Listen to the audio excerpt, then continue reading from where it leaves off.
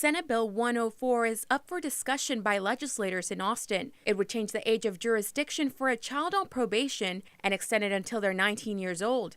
That's a big concern for juvenile detention centers. You got these younger kids that are just penetrating the system. They don't know about a lot of this other criminality stuff. And now you've got these grown folks who've been out there doing all this stuff for a while.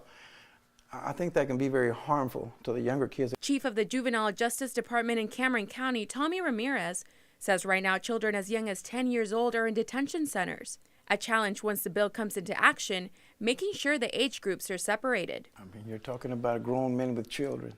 I mean, literally, that's what you're talking about.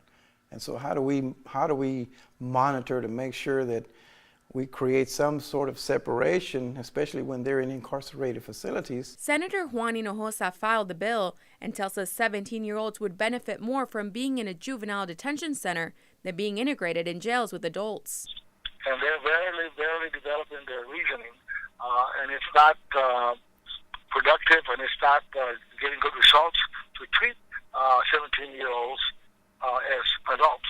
Right now, the bill is still being discussed with stakeholders, and changes will continue to be made, according to the senator. Ramirez is hoping additional funding is provided to make the necessary changes to accommodate more juveniles. Because if you're going to add all this new population that we're going to be responsible for, you should also send some of the funds to cover the expenses of now having additional